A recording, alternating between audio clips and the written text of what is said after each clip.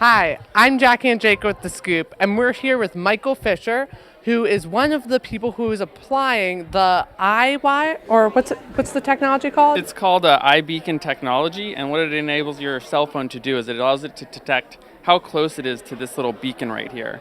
So if you put this in a certain location, your cell phone will be able to say whether it's 1, 2, 20, 50 feet away from it. So it gives a very precise location of where your cell phone is relative to this beacon. And what's really interesting about it is that it also works indoors, outside, anywhere. And it gives a very precise location. So what are some applications of this, and how are you using it here at Stanford MedX? Yeah. So what we're doing here is we've developed two applications specifically for MedX. The first one is what we did is we put one of these iBeacons under every single one of the tables here. So we put over 25 iBeacons in the main conference room.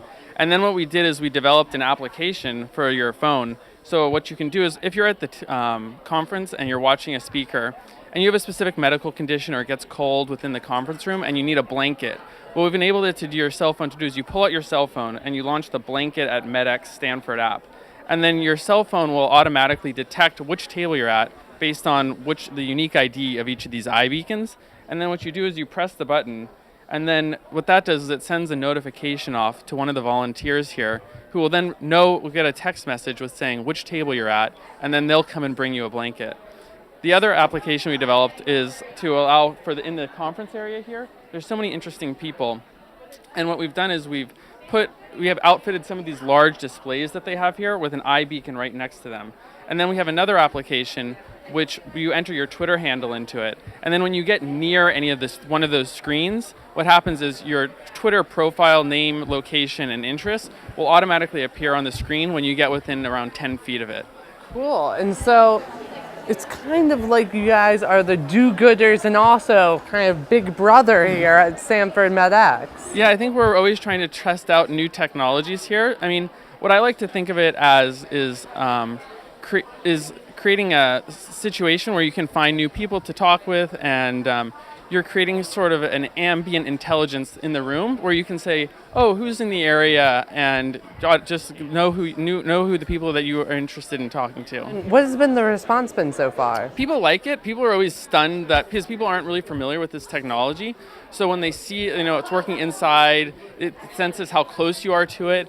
It's really cool for them to have this aha moment where they hadn't thought of these types of interactions or experiences that could be enabled with your cell phone and this technology, that I think it's sort of a very cool moment for them to see it for the first time. And we've gotten a lot of people who are like, oh wow, that's really cool. I can imagine seeing it in this application, in this application, in this application. So it's been really fun to hear how, see people's first reaction to it and see all the different places that they think that they could use it in their lives. Even in the medical field, knowing who's in the room and sensing that sort of thing, really this is pretty new, and I'm always thinking of new ideas every single day about how this can empower people to do different things that otherwise might be possible but are just inherently difficult. Yeah. So I think there's sensing who's in the room. So if you're in an operating room, sensing who the people in the room are automatically and calling the people who aren't in the room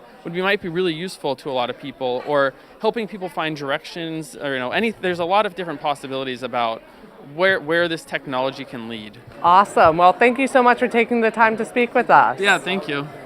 For The Scoop, I'm Jackie Andraka.